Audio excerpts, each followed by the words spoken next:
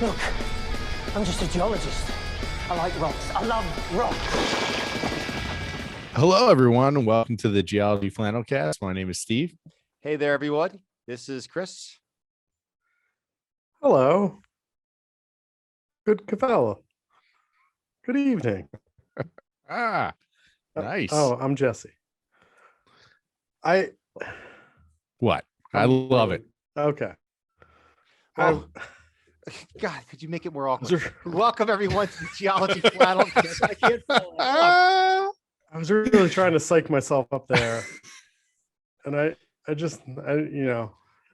maybe we'll just do like after the show recording me saying hello, and then you could just sub it into every episode. Even just now when you went to say hello, you're like, hello.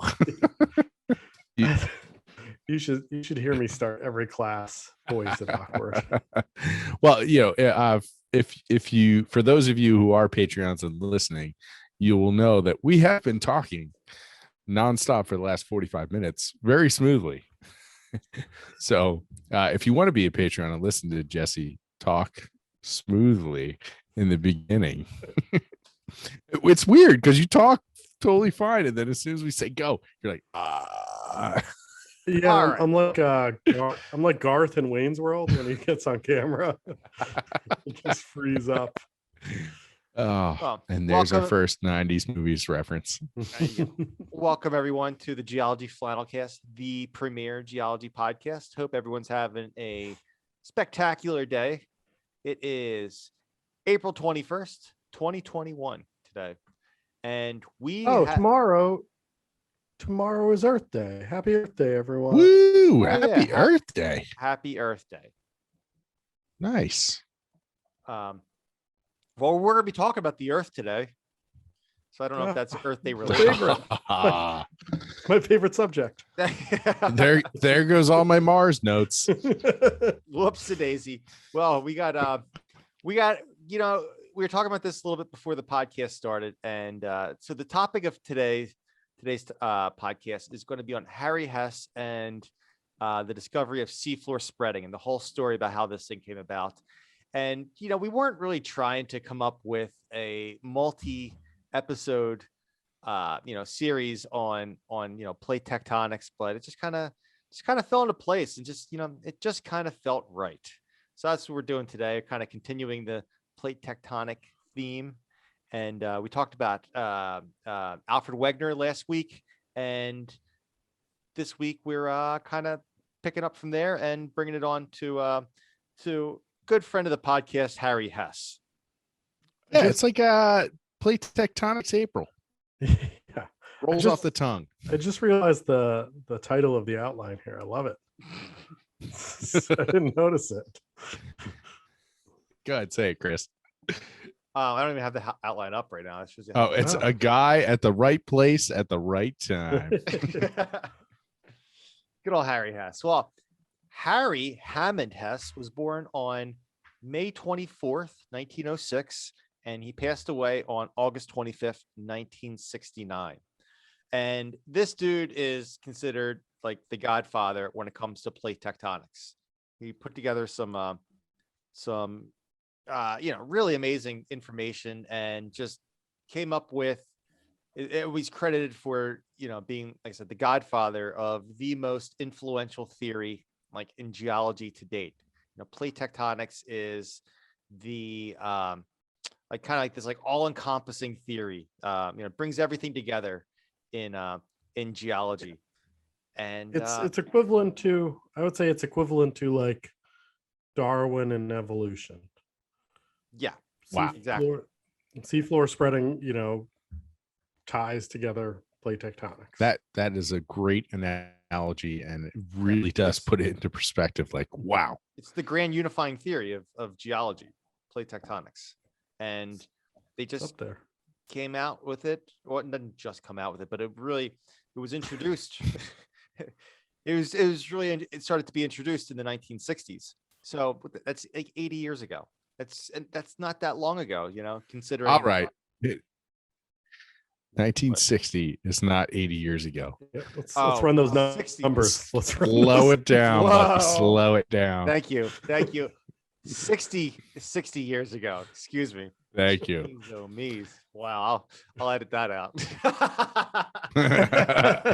Great. No, I was worried. I'm like, wait, am I getting close to 80? Yeah. Shoot. Should I be retiring soon? Like, what is going on? Excuse me. I apologize for that. It's been a long day. So if that's the biggest mistake I make all day today for the podcast, I will be thrilled. All right. So bear with me. All right. So let's get back to the man, the myth, the legend known as Harry Hammond Hess. All right. So homeboy was born in New York City and he grew up in Asbury Park. You guys know anyone else from Asbury Park, New Jersey? Only the other grand unifier, the boss. Yeah, the boss. There you go. Bruce Springsteen. I'm gonna anger a lot of people. I'm not a huge Bruce Springsteen fan. Yeah, I'm not really either. I don't know. Sorry. No, he has his place. I'm just not a huge fan. I like him. I'm not a huge fan. The E Street Band in high school, I played the trumpet I used belonged to Max Weinberg, who's the drummer. Stop it. It was his dad's trumpet. What? Yeah, pretty sure I broke it too. That doesn't Anyway. surprise me. Nice. If Max Weinberg is listening, my bad. Okay. So there's your first connection to Harry Hess, right? We'll play like the 6 degrees of Kevin Bacon, right? Play like the 6 there you degrees of go. Harry Hess right there with Jesse. Jesse has multiple connections to Harry Hess. We found out apparently. Yeah. All right. So let's get some background info on Harry Hess. Harry Hess went to school at Yale, and geology was not the first thing. It was not his first major in school.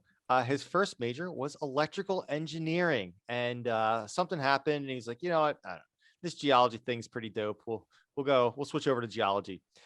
Switched over to geology, got his degree in geology, and the rest was history. Fun little fact, or like fun little side note, apparently about Harry Hess when he was in school. Apparently, he flunked his first course in mineralogy while he was at Yale, and he was told he had no future in the field. Ba-da-ba-ba-dum-bum. You know who else that was told to? Who? Me. You. I was going to say, is it? Yeah. I was told maybe science isn't for you. This is something I haven't admitted on the podcast too, but I too failed mineralogy and was told maybe this isn't for you. Well, there you go. Anybody that's ever From a failed good friend of the mineralogy- show, Dr. Meyer. Oh, Yeah, Dr. Meyer back in 1997 said, maybe you should rethink what you want to do. boy. And we turned out to be friends. I was going to say you said you just made an enemy for life. And So. look at us. And now we're, you guys are on the premier geology podcast. So, I mean, That's come on. true. Harry Hess figures out, basically plate tectonics, and you guys, just trailblazers in the podcast field. It's just, Yeah, 80/60 years from now, people will be talking about us. Yeah, close second. Yeah. So, all right, Harry. Eventually, Harry gets his act together, and I assume at some point he did pass mineralogy. So, good for Harry. We congratulate you. All right. So, let's see. Then Harry Hess, he gets all his degrees in line, and then he teaches for a year at Rutgers, which is Jesse's second connection to Harry Hess, because Jesse went to Rutgers as well. Harry taught there, but Jesse went to Rutgers. So, but Yeah, Harry was there a couple years before you, 1932 to 1932. Basically taught me. There you go. I mean, Yeah. You're practically standing on the shoulders of Harry Hess. Yeah. There's a lineage. I'm not gonna lie, some of those buildings at Rutgers were pretty old. He probably taught in them. Sure. hadn't been updated since he was there. 1930s. Now those buildings are Harry Hess was there almost 90 years ago. So is my math correct there? It is. Good That is job. correct. Yeah. 89 years ago. Yes. Thank you. All right. You've come a long way. Thank you. All right. So Harry hung out in New Brunswick, New Jersey at Rutgers for a year, and then he went on to be a research associate at the Geophysical Laboratory of Washington, D.C. And Which I've never heard of. I never heard of that either, but I don't know. Sounds Anyway. boss. Yeah. Hey, you know, The I Geophysical feel like Laboratory. there's the old timey. There was all these old timey like labs and things where you could just get a job being an academic, just like do research. Oh, wouldn't that be great? Think about Like- that life. Wear your tweed If jacket you just with the forward science. Yeah. The Geophysical Lab it's part of the Carnegie Institute today. Oh, okay. so, Okay. Well, that is still around today. yeah. Then he all right. switched to some other Jersey school. Yeah, he really had a thing for Jersey, didn't he? I guess he grew up in Jersey. You guys ever heard of a university called Princeton? Did I pronounce that correct? Yeah. Greenstone. Small little public school. Yeah. In the British sense of public school. In that it's a fancy private school. So Harry Hess ends up teaching at Princeton in 1934, and that's where he stays for the rest of his career. So Yeah. We all know someone who went to Princeton who probably, no, I guess he would have No. graduated in the mid 70s. So he probably didn't know Harry, Dr. if he- Grandstaff. yeah, I was going to say if he graduated in the 70s and Harry had passed away at that point, Yeah. He graduated 72. so he might have There might have been a small. might have Yeah. crossed paths. Yeah. Because if he So, was there anyway. if he was there for like 7 years, he might have So, crossed paths. Yeah, Lots of people go to undergrad. Oh, wait, that was his postdoc or whatever. No, you got his PhD at Princeton, right? Anyways, Yes, yes. Yeah, I feel like he did it very quickly. Yeah, I think he did it in 4 He years or didn't. He something. didn't take the Jesse route. Steve Peterson undergraduate school of decade and a half. Yeah. Yeah. I don't know. If it overlapped, but that's another Yeah. I'm going to connection ask. we have. I'm going to send him an email. Yeah. Yeah. All right. So yeah, he stayed in Jersey. Couldn't leave. Maybe he just didn't have $1 for the toll. the toll is way more than $1 now. No, I'm Get sure over- it was. Get It over used to New York City. used to be It's like $20. The Verrazano Bridge is like it's crazy. I'm thinking in 1969, I think it was probably a quarter. But or at least it was to get into PA. Way back in my day, it used to have a toll in both directions. I don't know if you fellas remember that. No, Now it's just a toll to leave New Jersey. You can get into Jersey for free. You have to pay to leave. So sorry for all you Jersey listeners. It's a little tongue in cheek. This has got me. I'm looking up the toll for the Verrazano Bridge. It doesn't matter. yeah. I remember crossing Wait, it. I'm yeah. like, really? It's that much money? It's like $12, right, or $15, something like that. Something crazy. Which would Yeah. be like the inflation calculator. It's like $1 or $1.50 in 1965. The George Washington Bridge is $16 in cash. Ooh, no Ooh. thanks. I'll Yeah, just it's take a boat. I-95, right off the Bronx Expressway. Right? Just gonna take a boat. All right. So back to Continental Drift. Yeah. I felt like we should just kind of recap this Continental Drift idea real fast before we move on with the good friend of the show, Harry Hammond Hess. All right. So Continental Drift. There's this we talked about Alfred Wegener last week in episode 90. It's episode 91, by the way. We're really getting up there in episodes. Yeah, this is our 1 year anniversary from when we remember to hit record again. The reboot. Yeah, 1 year since Yeah. the reboot. Ooh. No. We recorded for 6 years. We just forgot Just To- only the Patreons have Forgot access to to those post episodes. it or something. All right, so the idea of continental drift was already around, and people were familiar with it, and there was it was almost like back in the the first half of the 1900s, I guess you could say, there was almost like a stigma with like the continental drift thing, and we'll talk about it in a little bit. There were people out there like, yeah, it sounds legit, but I just wish that there was like more evidence. It wasn't all just like like burn Wagner at the stake, or there were people out there that were like it's okay, we just need a little more proof, right? But the idea of the continents drifting around had been around since back to like the 16th century, right? We talked about the European cartographers being like some of the first people to be like, oh, looks like the continents kind of fit together. Oh well, on to the next thing, and then Wegener, coming up with suggesting continental drift in the 1920s, and so.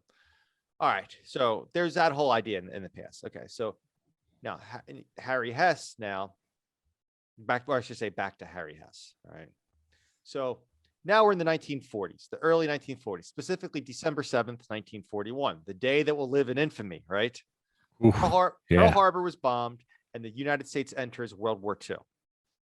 All right, so Harry Hess, is in the Navy now at this point, right? So he kind of puts the teaching thing on hold at Princeton for a bit, and now he's in the Navy, and during his career in the Navy, he reaches the rank of Rear Admiral. So it's pretty high up there in the ranks. Yeah. Admiral Hess. Yeah. Rear Admiral. How do you go from geology professor at Yale to Rear Admiral? Well, I assume that he had a PhD degree, and so he was able to qualify for no, that's an officer. awesome. That's what I'm saying. I'm just It was a I'm war impressed. too. Yeah. There was a war. Just Yeah. I'm that's amazing. I'm yeah. I impressed. mean, Rear Admiral is like 2 steps below. There's Rear Admiral and then Vice Admiral and Admiral. Yeah. Like, that's no joke. No, that's impressive. Yeah, I mean, I don't know much about military ranks. They're very confusing to me because I feel like there's stars involved. If there's it's a whole system that I just, no matter how much I look into it, I just don't get it. Yeah, no, I agree. It is. And I was always told, like, if you can identify, especially if you get pulled over, like what a sergeant's thing on their shoulders look like. And if you get pulled over and you say, oh, instead of saying, yes, officer, say, yes, sergeant, like they get all excited. Or not excited, but like understand, like, okay, you understand what rank means, and you can appreciate that, and then therefore you may get out of a ticket or something. Now like I'm going to that. look into police ranks. Yeah, I'm looking it up exactly. now. What's how many stripes is a sergeant? But I haven't been pulled over since I was, I think, like 20. no, I got pulled over like 4 years ago because I was working in Jersey.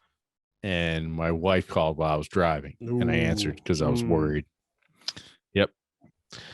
And the cop was very nice. Still gave me a ticket, but he said, like, and I don't know what are the rules in Pennsylvania, for driving while you use your phone. I said, I don't know, officer. I haven't been pulled over in over a decade. Like, I never use my phone. My wife called. I thought it was an emergency. He's like, oh, okay. Here's your ticket. You should. Thanks, Sergeant. Yeah. Or thanks. Yeah. Thank you.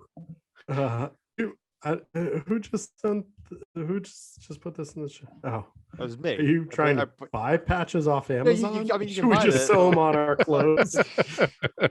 You're trying to pull rank when you get pulled over. Yeah. Anyway, for those listening, Chris just posted a Amazon link to buy Chevron patches for a sergeant.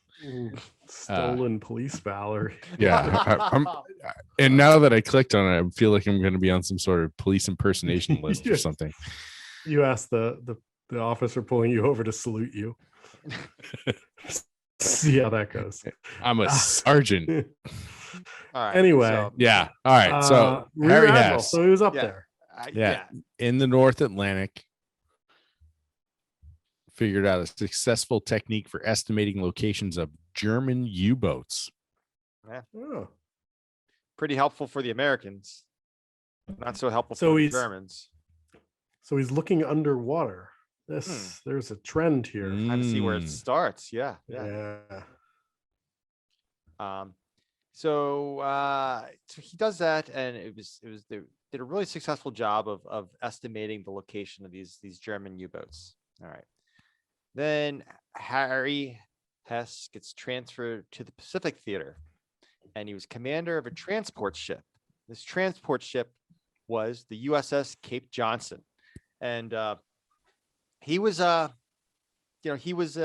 some pretty big battles.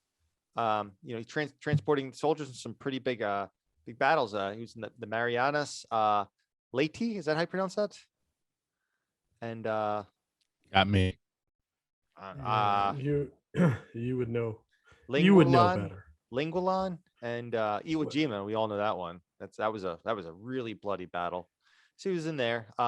Fun fact about the USS Johnson, Cape Johnson, I should say, it was originally, and I didn't know that they could do this. It was originally a privately owned vessel that was acquired by the U.S. Navy bareboat charter. It was commissioned on June 1st, 1944, and then later decommissioned on July 25th, 1946, and returned to the owner the next day. So basically, the Navy was like, hey, we'll take that boat. Thank you. Or excuse me, boat. Ooh, ship. We'll take that ship. They made a deal with the government, so they took it, and then when they're done, they said, okay, here you go. They returned the ship. And unfortunately, the ship is no longer around. It was sold for scrap on June 10th, 1963. All right. So this is a pretty important ship in the terms of geology, because a lot of really cool scientific research was done on the ship. Oh, by the way, one more fun fact about this. I kind of went a little overboard researching this ship. So it was originally a cargo ship, but it was converted into a transport ship capable of carrying 1,575 troops. All right. So this ship is really important in the history of geology and also just for straight up earth science. So Harry Hess was interested in the geology of the ocean floor. This was his jam. All right. And they had this new technology on the ship, these echo sounding devices, aka sonar. Right. This is new for World War II. Right. And so what he would do is he loved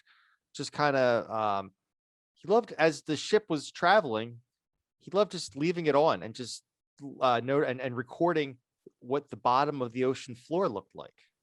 All right. And while he started doing that, just leaving it on day and night all the time while the ship was traveling around, he discovered a new geological feature.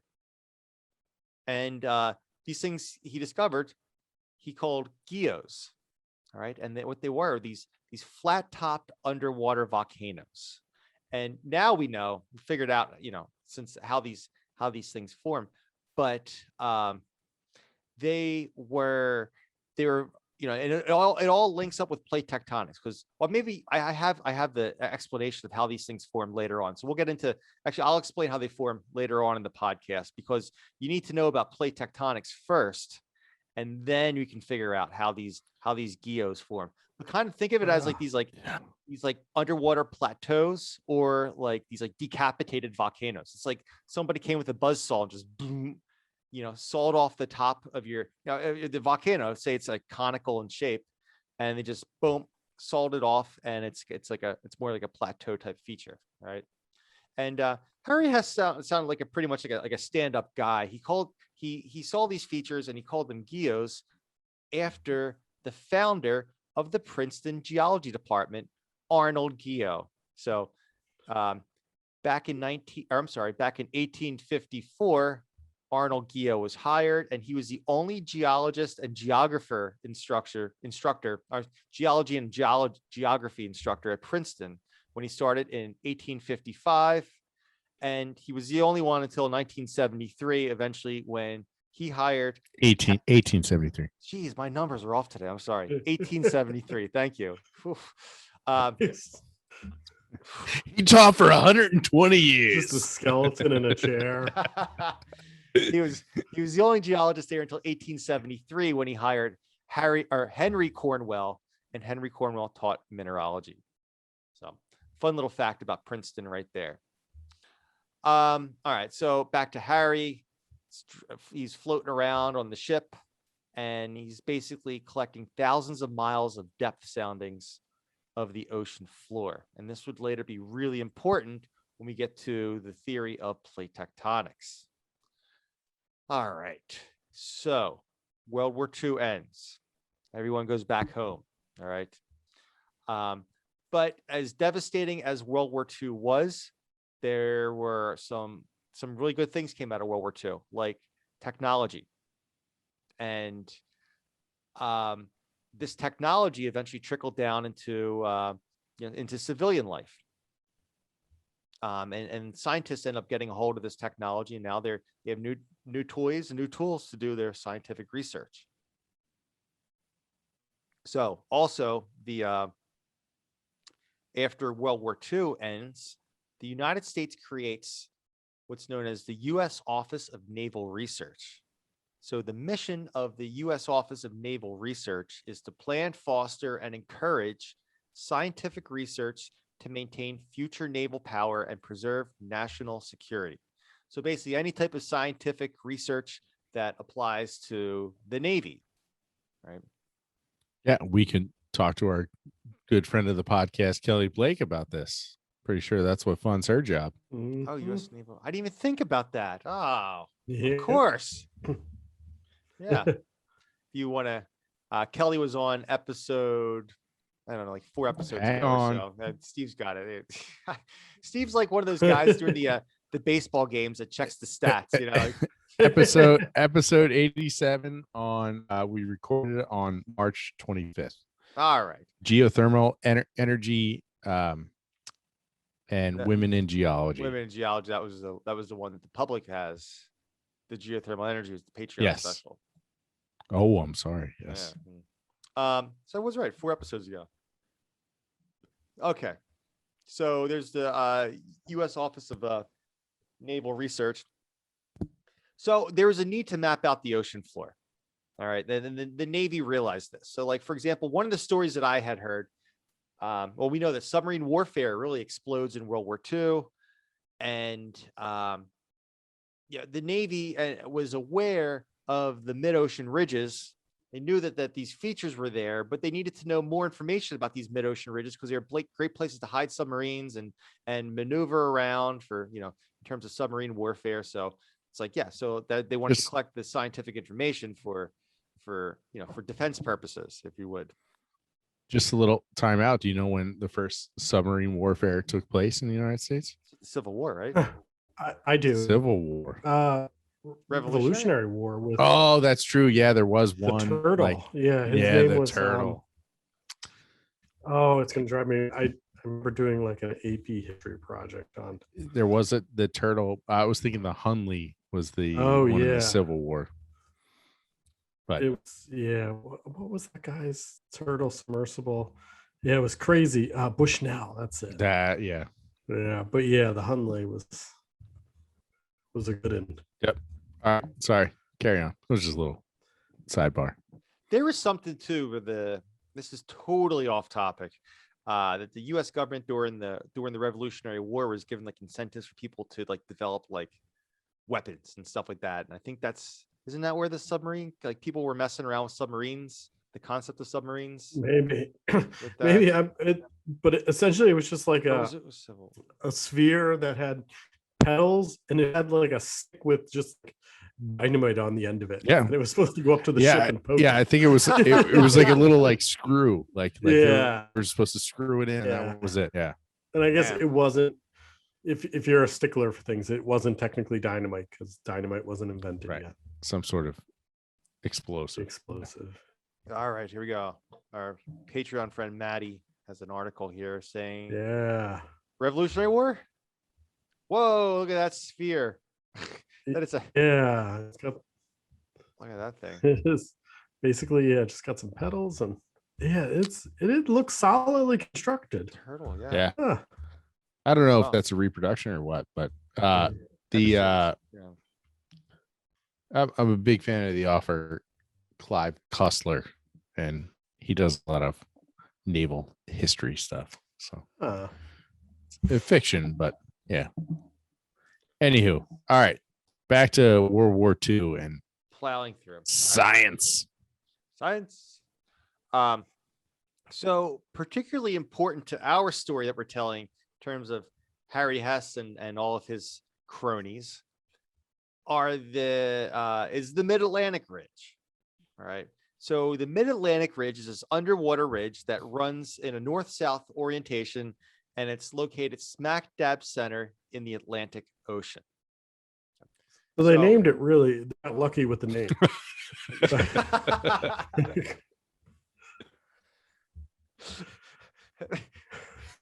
Very good. I guess.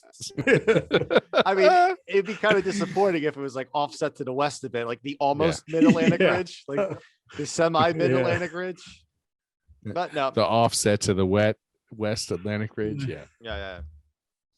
All right. So this thing's huge, and it, the Mid-Atlantic Ridge eventually curves around the entire globe as part of this continuous chain. It's approximately 80,000 kilometers long. This underwater ridge line, right? So now let's fast forward. We're 5 years after World War II ends, or actually no, we're more than that because it's the late 1950s. There's a group at Lamont Doherty Observatory, which is at Columbia University, and we talked about these people before in a previous podcast, specifically the Women in Geology episode. Marie Tharp and Bruce Heesen. Right, we did talk about them for that episode, right? Yeah. Yeah. So they're at Columbia, and Marie Tharp. We talked about how much of a powerhouse she was as a female in geology, but we're just kind of, in case you didn't listen to that episode 4 episodes ago, kind of just do a quick little overview on that. She discovered this V-shaped structure going right down the center of the Mid-Atlantic Ridge. All right. So how she figured this out, Marie Tharp pieced together. Ultimately, she had 6 profiles of depth soundings from the east to the west, all the way. It stretched all the way across the Atlantic Ocean, the North Atlantic Ocean, as to say, in an east-west direction.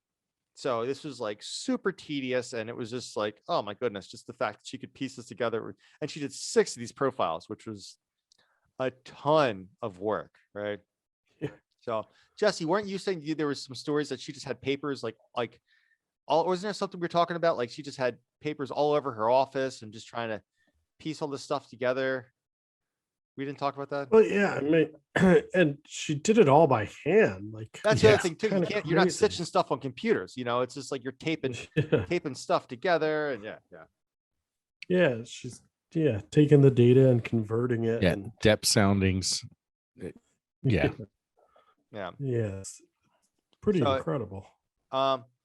So she notices V structure and in the middle of the Mid-Atlantic Ridge, and she proposed that this was a rift valley and that the ocean was pulling apart. All right, and this V-shaped structure became known as the Great Global Rift. Right? Now her boss, Bruce Heesen, was her boss, right? Is that the relationship between the two of them? Oh, I don't know. Anyway, Heesen was also at Lamont Doherty, and this dude was anti-continental drift. So she was kind of like, well, I should say, we can leave it. Heesen was anti-continental drift, and Heesen was a proponent of the expanding Earth hypothesis, right? And yeah. So what's the deal with the expanding Earth hypothesis? You guys, the Earth's sort of like a balloon that's inflating, and that's why the continents are moving away from each other. Oh, well, it's not right. I mean, it's a terrible idea, and it doesn't take much to realize it's a terrible idea. So it's terrible for thinking it. But I don't know if that's exactly how it works, but it doesn't matter because it's wrong. Yeah. So He Heason was should more. feel he should feel bad. Well, He should. He was an idiot. don't worry. Well, Nah, not an idiot, but he was blind to the data that was in front of him. Yeah, and it's all right to badmouth him for what comes next.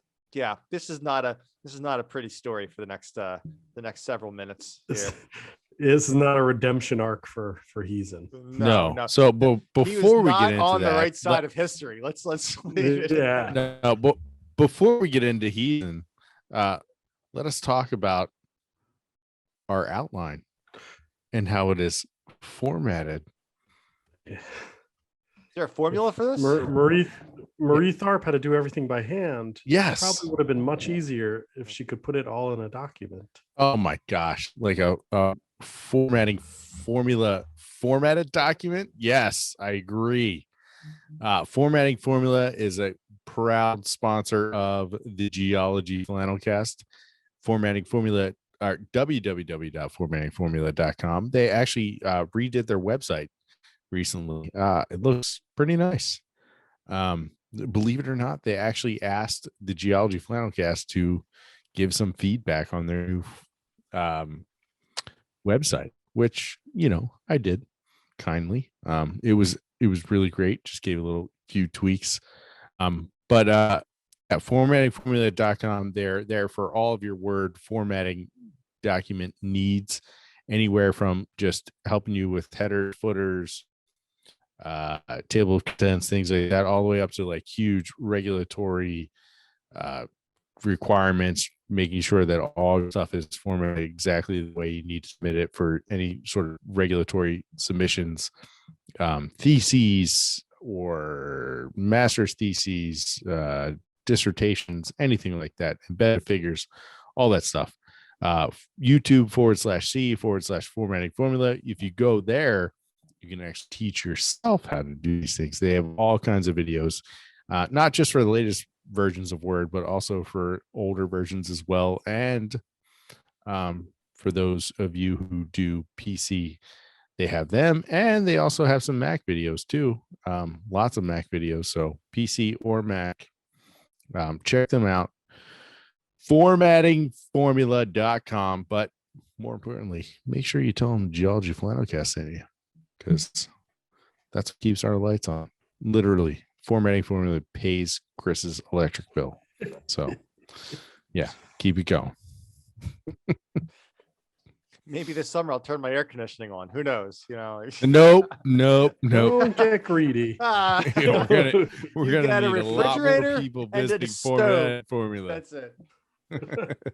That's it. All right. So, thank you, Steve. Before that, we were talking about how Bruce Heason was not on the right side of history. All right. All right. So where was that? Okay.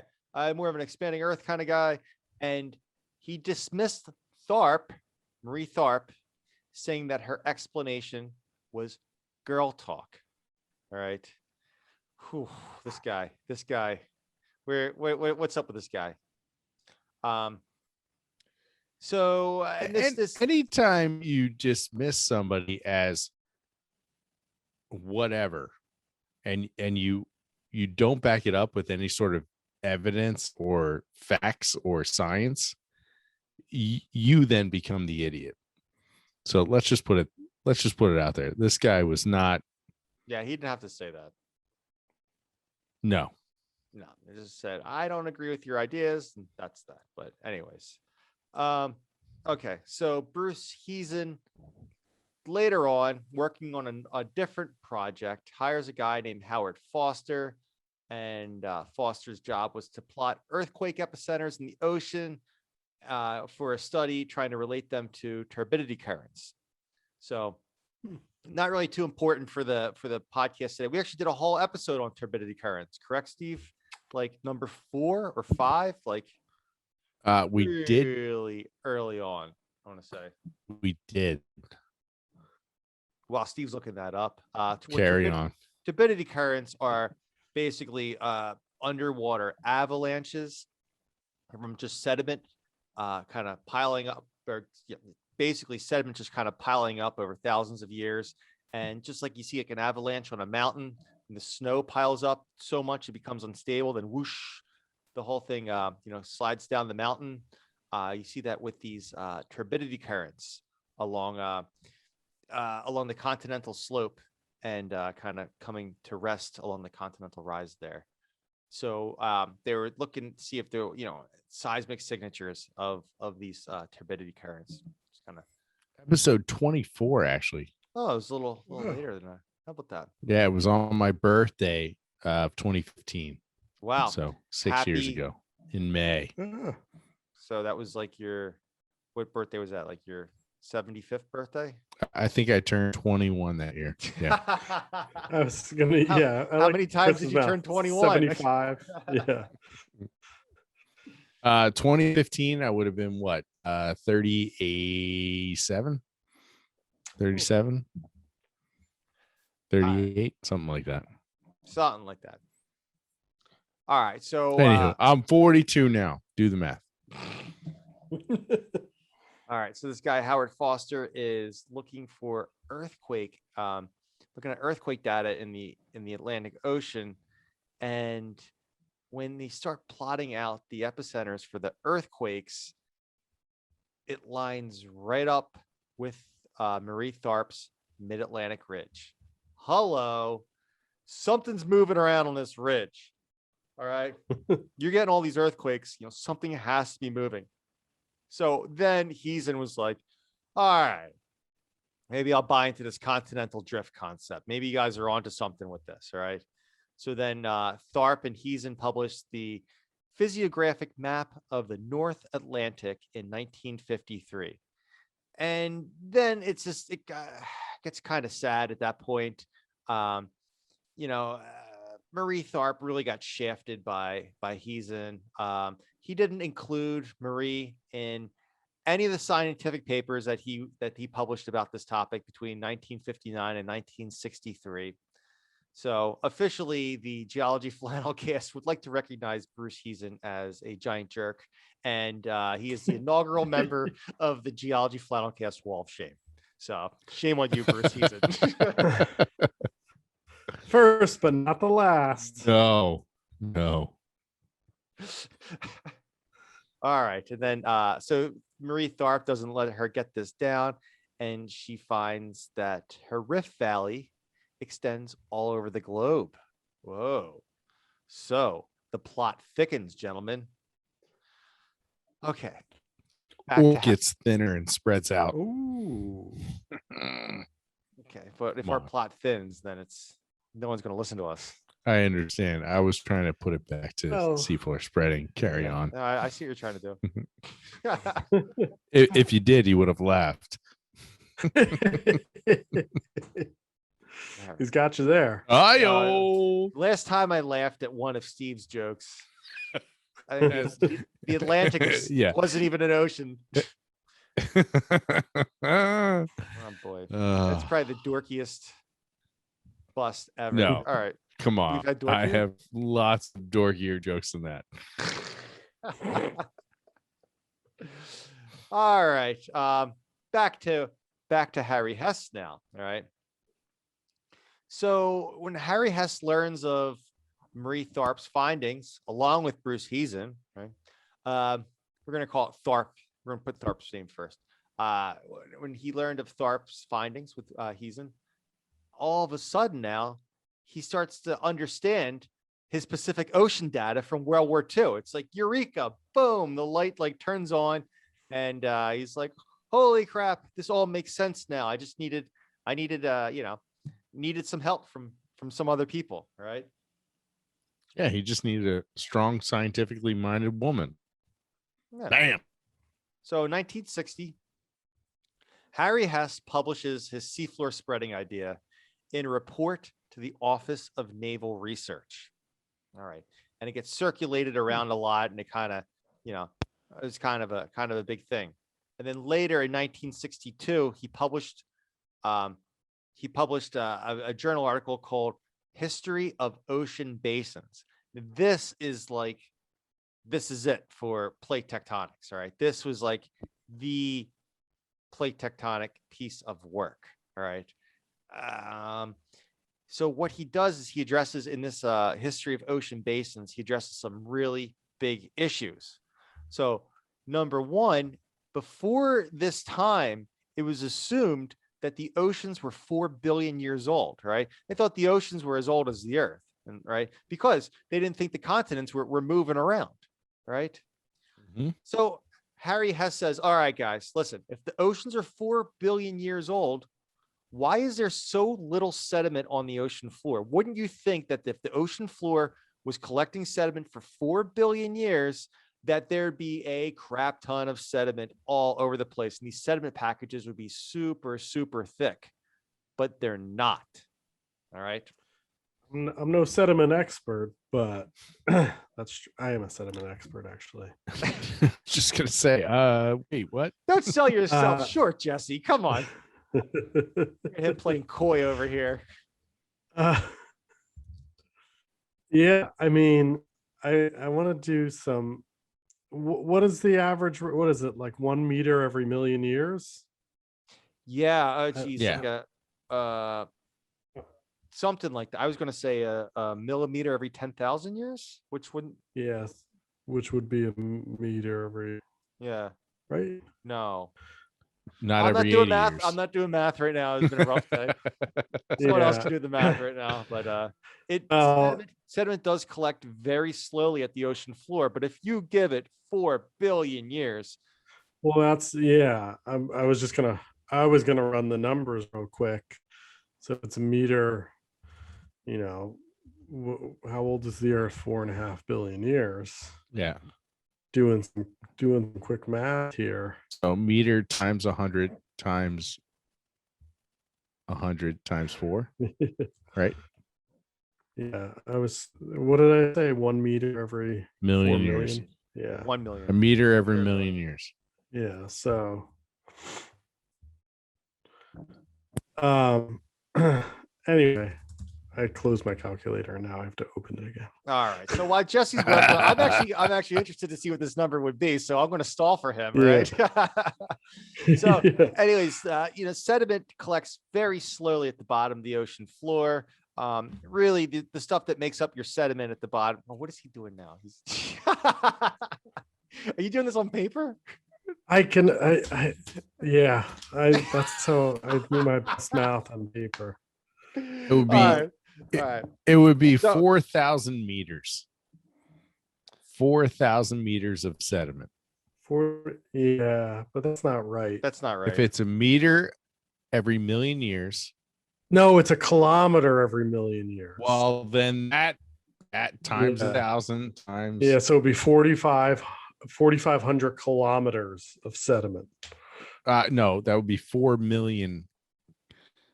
If this is back when we were assuming the Earth was 4 billion years old, this would be 4 million meters of sediment. Yeah, it's a kilometer every million. No, you said a meter every. Yeah, and I was wrong. Million years. Yeah, because I mean, just it's a kilometer every million years. Yeah, we'd be touching the moon. Yeah, essentially. Yeah, that's great. Yeah, that's crazy town. Sorry. Yeah. We went off on a tangent there. Chris is making notes, so this will all be edited out. I don't know. All right, so whatever. There should be a ton of sediment at the bottom of the ocean floor, and there's really not. Okay, let's leave it. Yeah, it's what's his name? Where is everybody? Yeah, just like where is all the sediment? So okay, and the other thing that Harry Hess addresses is, why are the oldest fossils in modern ocean sediment only 180 million years old? Right. So I say that like modern ocean sediment. I know modern is not 180 million years old, but I guess what I meant to say there is in like the modern oceans, right, that we have. I'm not talking like ancient oceans or like we talked about. Anyways, I'm just digging myself into a hole right now. Yeah, stuff that's still underwater. Thank you. So basically those fossils are only 180 million years old. All right. So, he addresses that point, and then he also says, and what makes the continents move? And this comes back to, oh my goodness, right back to Alfred Wegener, right? So that's what they got him on. What's making the continents move, Alfred?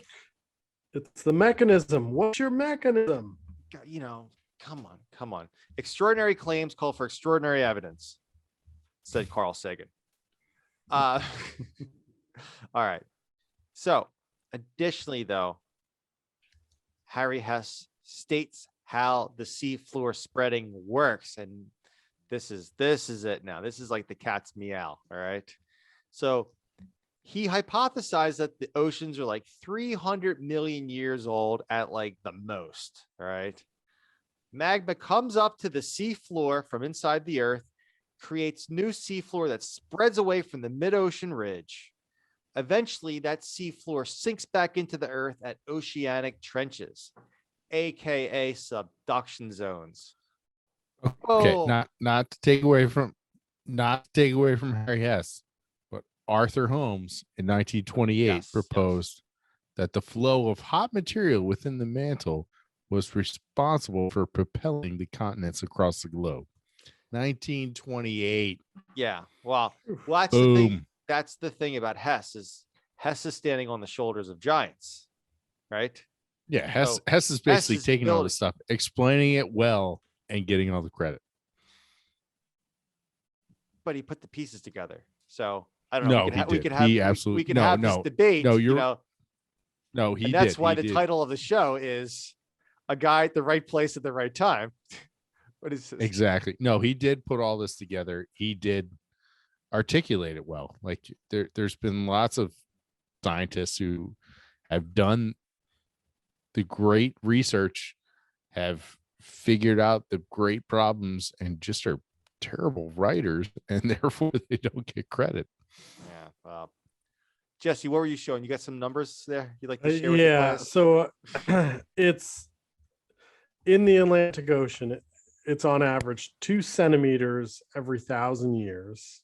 Okay. And so that's a kilometer per million years, or 2 kilometers per million years. So essentially, if it's 4 billion years, it'd be 80 kilometers of sediment, which is Okay. the average thickness of the ocean crust is, at max 10 kilometers. So it's 8 times as thick as the ocean crust. It's thicker than continental crust. Yeah. So it'd be that's sticking as out thick of as the continental ocean. Yeah. Well, yeah. I mean, Yeah. continental crust can get thicker than that, but Yeah. If The average, yeah, yeah. is much lower than that. That's a lot. That's a lot of sediment, though. That's yeah. Whew. All right. So I'm happy that we figured that one out. And you know what, ladies and gentlemen, it's hard enough to do math on the fly. Just try to do math in front of a global podcast audience. All right. Tony. You got that spotlight on you. Whew. You put Jesse on the spot there. I'm sorry about that. We're having fun here. It's all for fun. All right. All right. So where's it? Okay. So, Harry Hess brings that whole mechanism, kind of, like you said, building on the idea of Arthur Holmes and everyone else, right? You said there's the famous quote, "We know so much today because we're standing on the shoulders of giants," right? So this mechanism that Harry Hess introduces explains why the oldest ocean crust is only 180 million years old. Now, back to Alfred Wegener, all right? Or Wegener, if you want to pronounce the name correctly. Hess versus Wegener. Wegener couldn't produce a mechanism for why the continents would move, all right? He said the continents are plowing through the oceanic crust, or the centripetal force, or gravitational force was it the gravitational force from the moon? Is that what it was? One of his explanations that didn't work out. That was, and it was proven wrong pretty quickly. Yeah, I believe he's off by an order of 10 to the 6th or 10 to the 7th. Yeah, basically they said if it was the tides, the Earth would stop spinning tomorrow. Right. Yeah. But here's the deal. Hess got the mechanism. Boom. That's And that's it. That's super important. So, Harry Hess was familiar with Alfred Wegener's ideas, and he actually did subscribe to Alfred Wegener's ideas. He just he just kind of one up And Wegener. interestingly enough, Wegener in Greenland shouted "Vindicated" and then died. Oof, too soon. Too soon. Sorry. Carry on. All right. So, in my opinion, I'm just gonna You ignore almost that. laughed at that one. I'm going to just ignore that comment there. But you know what? I think Alfred Wegener had some really great ideas. And obviously, we're Monday morning quarterbacking here, looking at this, 100+ years later. Or actually, no, just 100 years later. Alfred Wegener, in all honesty, the only thing holding him back was where technology was in the early 1900s up to the 1920s. And, Harry Hess just, and not only him, but all his contemporaries too, also just had more technology. And to figure out something like plate tectonics, you just need it. It's a very complicated topic. And you need some technology. You need some fancy scientific toys to start to figure this stuff out. All right. And unfortunately, Wegener just never had this stuff. So I would like to think that if Wegener was around, post World War II, maybe he would have figured the stuff out. Maybe they would have helped him out. But anyway, so these things happen, and moving on. So not only did Harry Hess explain how the continents were moving around, but he also figured out what forms the geos, right? Remember these decapitated volcanoes we talked about? I promised you guys I was going to come back to this, all right? I am really excited for this. Yeah, right? Oh, man. What makes these flattened volcanoes? This is pretty wild. All right. The volcanoes go up, right? I hope it's a buzzsaw. I hope it's Wegener with a buzzsaw. Horizontal buzzsaw. Actually, it did. Yeah, it kind of is a buzzsaw. The volcanoes go up, right? When they stop going up, they get eroded down to the wave base, right? The waves are crashing into the volcanoes and eventually erode these things down, right? But the tectonic plate that the volcanoes are on are moving, right? Just imagine these volcanoes are over things like hotspots or something like that. The plate moves away from the hotspot, and then as it moves away from the hotspot, so when it's over the hotspot, or that rock's really hot. Obviously, it's a hotspot, and when things get hot, they expand. Another thing that's named very appropriately. Yeah, a hotspot, right? So when the plate moves away from this, it starts to cool down, and as it cools down, it starts to subside. I don't think subside is the best word to use, but it starts to sink down because it cools. So it's not all expanded out like it would be if it was hot. And so your flattened volcano was flattened down to wave base, moves away from the hotspot, and then kind of sinks down, cools down, and it sinks down even further. Hence the formation of a geo. That live up to your explanation, gentlemen? Yeah, it's pretty good. Yes. I was just hoping to do an awkward silence and just demand more. No, and we could post the images on our website, because the images really do demonstrate like how cool, like the 3D lidar, I guess it's lidar or sonar images of here's a volcano with its top cut off. Here's another volcano with its top cut off. Here's another volcano with its top cut off. Like it's like hard to see it as anything else. Yeah, it is pretty cool. I mean, you can see it on the surface with more prominently with atolls, where you have the reef still at the surface because the reef is sort of self-perpetuating, right? But the rest of the volcano has eroded down below the sea surface. I'm not saying atolls are better. I think Jesse's. I really just took there. Sorry, I took the no. These these are actually really cool. That picture you sent us before we went on, was it LiDAR or I don't know what they used No, it's sonar. to make the image. It's Sonar. yeah, I mean it's underwater, but Oh, it's, yeah, it's LiDAR pretty wouldn't looks make pretty sense. high resolution though. It's pretty sweet. Yeah. They're just so flat. How are they so flat? Wave base. That's like The waves. man. You can't explain that. Wave base. There's I'm no- explaining to you right now. Wave base. Nope. It's like a Kid and Play movie from the 80s. It is. It is a flat top. High and tight. High and tight. No, it's not high and tight. It's flat. It's a flat top. I tried to when I went to the barber this morning. I was like, "Can you give me a flat top?" And he's like, "Sir, you're losing your hair too rapidly for that." I will give you Not the cool, generic man. geriatric Not haircut. All right. So other thing that Harry Hess does, he also explains why continents don't subduct because they're just too buoyant. Oceanic crust is a little bit more dense than continental crust. Continental crust very rarely, it just doesn't subduct, right? It subducts on the fifth of never, generally speaking. Let's see. So, but Harry Hess comes out with this in 1962 is when it was publicly released, his article, his paper. And but still there's still criticism, he still received criticism, but that's not necessarily a bad thing. That's just how science works, and if people criticize your ideas, that means that they're interested. All right. And they just want to make sure that you're scientifically accurate.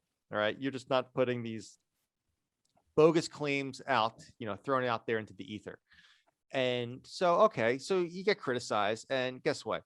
If you want to go into science, you got to get used to getting criticized because it's just going to happen. People are going to criticize your work. And, if you do good work, then stand by your work and it'll eventually work out. All right. But Harry Hess got really lucky because the next year, 1963, Vine and Matthews, and who do you guys remember there was a third guy they actually end up tagging his name onto this? Morley. Okay. Yeah. Morley. So these guys end up finding the symmetrical magnetic striping of the seafloor in 1963. And that was like the nail in the coffin. Boom. They confirmed Harry Hess's hypothesis. All right. So what they were doing was, let's see. So these guys were using they're doing magnetometer surveys. Vine, let's see. I believe one of them was between Vine and Matthews, one of them was a PhD student and the other was the PhD advisor. And it worked out just kind of doing magnetometer surveys. And I feel like we talked about the Curie point last week. Did we? We did. Yeah. We did talk about that last week. Yes. Yeah. So we talked last week. I was going to say, I'm going to give you guys the quick 10-second explanation here, but when the ocean crust forms or any lava flows, to tell you the truth, the magnetic minerals that are in that end up pointing to the direction of north, right? And what they found out was that there was this magnetic striping and the magnetic striping was symmetrical across the mid-ocean ridge. It was like a mirror image across the mid-ocean ridge. They could see stripes where basically all the magnetic minerals were pointing, north was pointing to the north, and they found stripes where north was pointing to the south. All right. So these guys picked up on the magnetic reversals. The Curie point is 585 degrees C, which is pretty darn hot. So the Curie point, meaning that this stuff had to be molten when it came to the surface, but then it cooled down and then it froze, essentially locking in where the magnetic north was. Mm-hmm, mm-hmm. And then it was also found that the seafloor gets older as you move away from the mid-ocean ridge. So it was just like boom, boom, boom. And, they're like, all right, All right, Harry Hess, we'll give you yours. You win this round. It was essentially growth rings from a tree, Yeah, but on the ocean floor. Exactly. That's a great way to phrase it. Yeah. So that's kind of, and there's a lot of different directions we could still go on from here.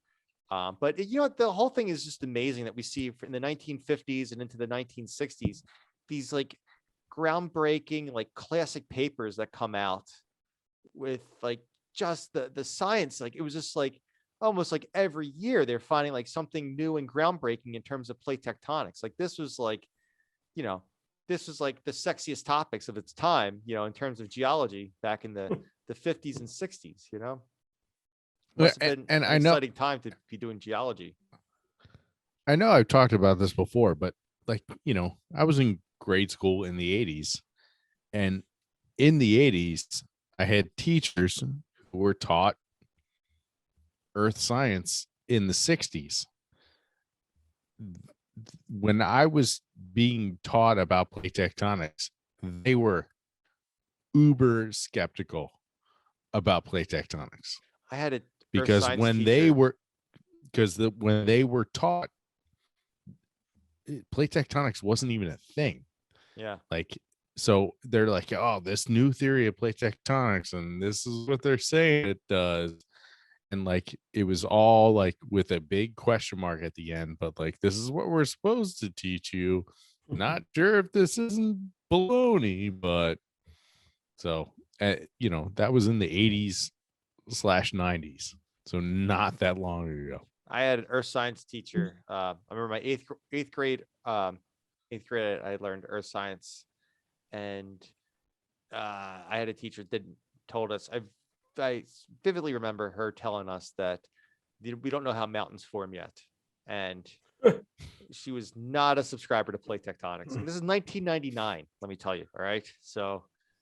All right. Well, that makes me feel a little better about my Catholic school education in the 80s, because they were still teaching it as correct, but they were like, I don't know if this is true and all, but I'm just jealous you guys had earth science. I didn't have earth science. I didn't know about any of this until I went. Oh no, it was like a week, but it was a good week. There's my whole in eighth grade. The whole year was earth science that year.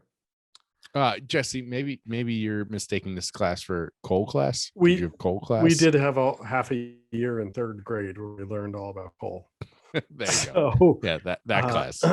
Yeah, but yeah, nothing about no earth science or anything. I mean, I think there was an earth science class, but yeah, I don't know if I never had it.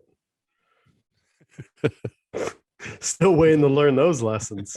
I'm excited to hear about this. There you have it. There's 1/3 of the co-hosts of the Geology Flannelcast never took an earth science class. There you go. More about this. I'm really excited. This is really interesting. Yeah. All right. Yeah, no clue. All right. So fun facts about Hess later in Go ahead. Take it, Steve. Became the head of Princeton Geology Department. It's a pretty Good big for deal. him. Pretty big deal, but pretty well deserved, I would say. President of the Geological Society of America in 1963, and received the Penrose Medal in 1966, which is huge. Yeah, that's the award by the Geological Society of America. He was appointed by President Kennedy to be the chairman of the Space Science Board of National Academy of Sciences. Holy cow. Yeah, right. That's awesome. Part of a 10-person panel to analyze moon rocks. He's one of 10. Yeah. He was like the top 10 geo people on the planet in order to analyze moon rocks. Yeah. Right. Back in Apollo 11. He died a month after Apollo 11 returned to Earth. So I'm guessing he probably didn't even get to see those moon rocks. That's a real bummer. Well, look at, see how he died. The National Academy of Sciences calls Hess one of the truly remarkable Earth scientists of this century, awarded NASA's Distinguished Public Service Award after he died. Look at point number 21. He dies of a heart attack in Woods Hole, which Woods Hole is a Oceanographic Study Institute, Woods Hole, Massachusetts, in 1969, while chairing a meeting of the Space Board. What if that was the meeting where they got the space rocks? They have like a shoebox of the space rocks, and like, here you These go. rocks. My chest. Look, oh my God, here it is. Here it is. They're coming. That's terrible. I'm upset that it was a 10-person panel for Apollo 11. Come on, make it 11. Right? Make it 11-person panel. Not only that, then you got the deciding vote. Yeah.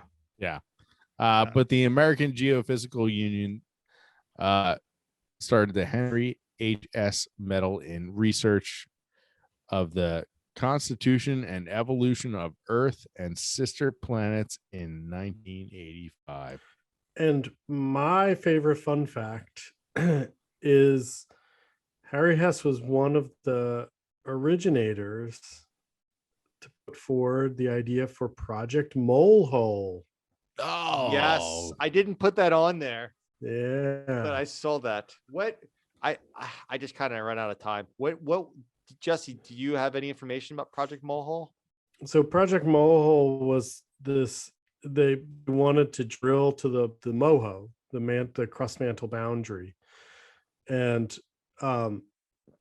basically it was, it was way ahead of its time in terms of deep sea drilling, in that they sort of reckon that the thinnest place you find crust is in the ocean. And so they developed like dynamic positioning on like a ship, a drill rig on a ship. So like, these ships now have really intricate propulsion systems, and a lot of them have jacks on them that when you're doing drilling, you got to keep the ship steady, especially if you're going down 5,000-10,000 feet of water. And they basically developed it to do this in the first phase of this project as like a pilot.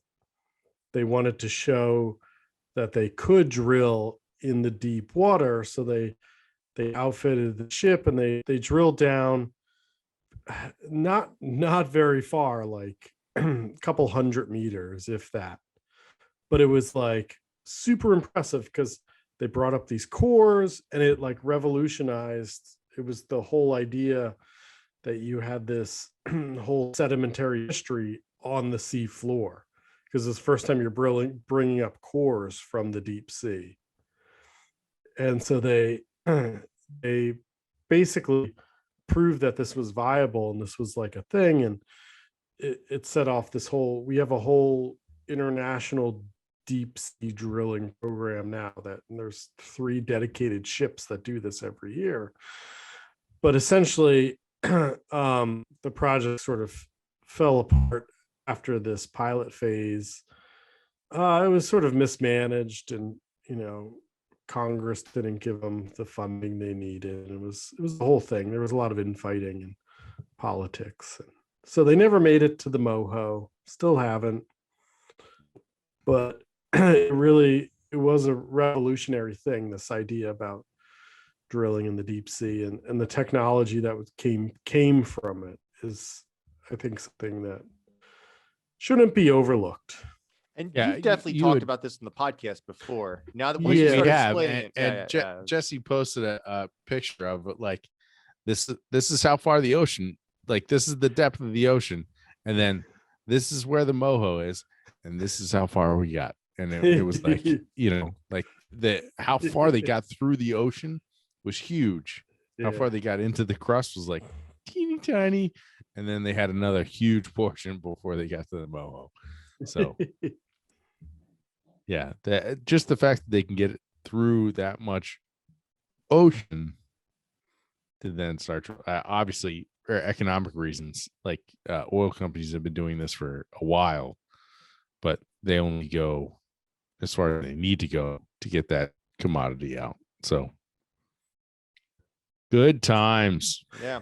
Harry Hess. There you go. There is well, it wasn't just the story of Harry Hess. There are several characters involved in this story, but Harry Hess was kind of the main focus of this story. And so there you have it. Kind of a a heck of a story on how the theory of plate tectonics came about and how it evolved over time. Yeah. So it's pretty cool. Yeah, and think about where we'd be if he didn't die at 63. You know what I mean? Who knows how many good ideas he had left in his brain. I wonder if he just ate like a diet of like red meat and potatoes every day of his life, and then listen, from a person born in 1906, he lived to his life expectancy. So yeah, he was 60? Was that we figured at the age of 63? Right, if he was born in 06 and died in 69, right? Yeah, okay. Yeah. I'm no math major, but that's not 83. It's been a long day for me, and the math part of my brain's not functioning right now. How old was it? No. The life expectancy in 1960 was 69 years. Oh, so it was just short. Sorry, my bad. Okay. Poor Harry. And Hammond, what a great middle name, Hammond. Yeah, I love that name. Oh, yeah, great episode. I'd like to thank Chris for 99.9% of all this research. Yeah, and Jesse for the other 1% because I did nothing. So that's all right. It's your turn next week. So no. Whose turn is it next week? I put my finger to my nose, so that means I'm out. All right, so figure it out. Yeah, it's not me. Am I up? I think I'm up. Either way, no, thank you so much to our Patreons. If you like the show, and honestly, we really do talk and have fun and talk before the episodes, talk after the episodes. So if you want to be a part of that, there's a certain tier of our Patreon listeners who get to be a part of that, and you can help support the podcast. Please check us out on patreon.com/Geology Flannelcast. We also post some extra videos and stuff there too. After we get done the podcast, we'll have little Patreon only extras where we talk, we have a conversation, we talk about a topic, and it's a lot of fun. So yeah, it is. And yeah, anyways, or check us out on YouTube. Tell a friend. That's the best way to get out there. Patreon website. You're calling up for a second. No, go ahead. Sorry. If you'd like to help us out on Patreon, you go to patreon.com/Geology Flannelcast. I do believe I already said that about 3 seconds ago. So, but you could also check us out on Instagram, Facebook. What else am I forgetting? So YouTube, Twitter. That's it. That's what I was saying. Kelly Blake also posts us on LinkedIn. Her Women in Geology episode, and we got a ton of likes from LinkedIn. So yeah, tell a friend Friday. Tell a pal April. Tell a pal April. Tell an associate April. Is that an associate April? I'd like that alliteration. Yeah. Nice, much better. Also, if you would like to tell a friend April. Also, if you would like to help out the Geology Flannelcast, other ways, you go to geologyflannelcast.com. Check out our merch section. We have the lovely Geology Flannelcast mug, as you can see right here for the people watching. Yes, makes your coffee allegedly taste 20% better. Not allegedly, it's a true fact. We also have we get some Geology Flannelcast t-shirts on there. You can order. We'll get you some stickers, very reasonably priced stickers. So a couple fun things that you can purchase on geologyflannelcast.com and help us out with some of the costs associated with the podcast. Anyways, I think that's about it. Thank you so much, everyone. Take care. We'll see you guys next week with another fun and action-packed episode of the premier geology podcast, the Geology Flannelcast. Thanks a lot, everyone. Thanks for listening. Bye. Thanks for stopping. Bye.